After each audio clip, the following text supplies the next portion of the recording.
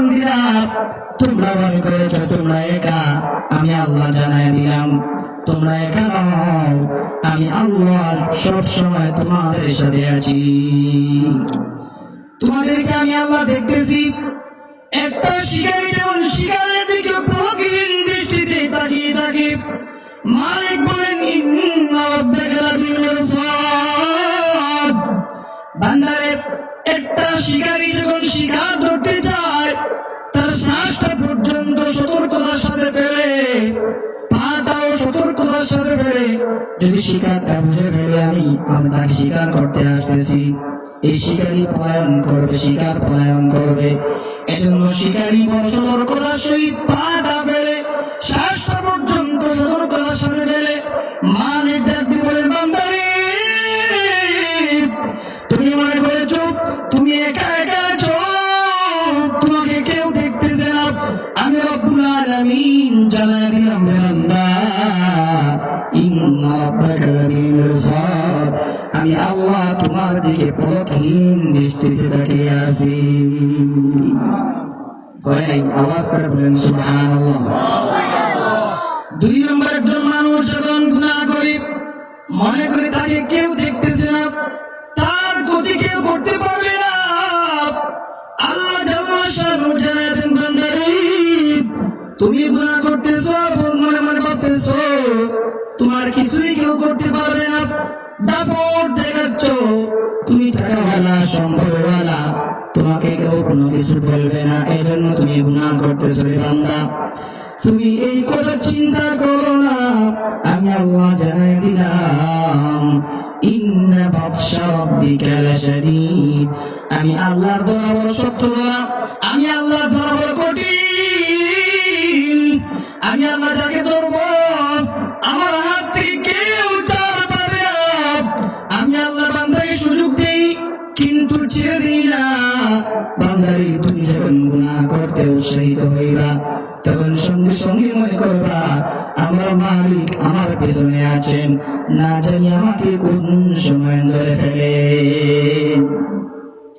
এই দুইটা জিনিস যদি আমরা উপলব্ধি করতে পারি, আমরা গুনাহ থেকে বাঁচতে পারবো। আল্লাহ পাক আমাদের সবাইকে গুনাহ মুক্ত জীবন গঠন করার তৌফিক দান করুন। সবাই বলে আমিন। আমি আপনি যখন গুনাহ করি, একটা গুনাহের সঙ্গে সঙ্গে আমার আপনার জন্য 8টা সাক্ষী দাঁড়িয়ে যায়। ও মুসলমান, আমি আপনি যখন গুনাহ করি, ওই গুনাহের সঙ্গে সঙ্গে আমি আমার আপনার পক্ষে আল্লাহ আদালতে সাক্ষী দিবে। ইয়াউমাইদিন তুহাদ্দিসু আখবারাহা বিআন্না রাব্বাকা আওহা লাহা। জমিন আপনার আমি আপনার আমার আপনার বিরুদ্ধে কালকে আমাদের কঠিন ময়দানে আল্লাহর আদালতে দাঁড়ায় দাঁড়ায় সাক্ষী দিবি, আর বলবে ও মালিক, আমার উপর দাঁড়ায় আপনার অন্যায় গুনাহ করেছে, আমার উপর দাঁড়ায় অমুক এলাকার অমুকের ছেলে ওই গুনাহ করেছে। ও মালিক, আমি সাক্ষ্য হয়ে দাঁড়িয়ে আছি।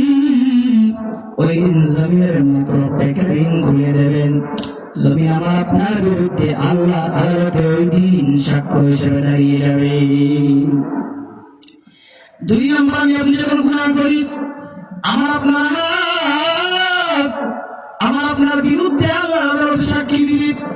ও মুসলমান, আপনারা বলতে পারেন হাত কি কথা বলতে পারে? সূরা ইয়াসিন রব্বে কারীম জানাবেন, আল-ইয়াওমা নাখতিমু আলা আফওয়াহিহিম ওয়া তুকাল্লিমুনা আইদিহিম ওয়া তাশহাদু আরজুলুহুম বিমা কানু ইয়াকসিবুন। আল্লাহু আকবার। এই হাত আমার আপনার বিরুদ্ধে আল্লাহর সাক্ষী দিবে। হাতের জবান খুলে যাবে, হাত বলবে গো মালিক, আপনার বান্দা আমাকে দিয়ে ওই গুনাহ করিয়েছে, আমাকে দিয়ে সেই গুনাহ করিয়েছে। হাতের জবান খুলে যাবে, হাত আমার আপনার বিরুদ্ধে আল্লাহর সাক্ষী দিবে। আমার আপনার পা আমার আপনার বিরুদ্ধে আল্লাহর আদালতে সাক্ষী দিবে। একটা গুনাহ মাত্র করলাম,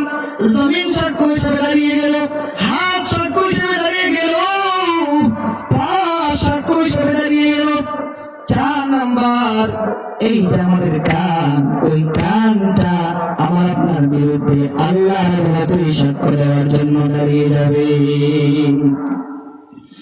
ও যুবক ভাইয়া আমার, রাতের গভীরে দরওয়াজা বন্ধ করে হেডফোন কানে লাগাইয়া হারাম বাজনা আমরা শুনি, দুনিয়ার কেউ শুনে না।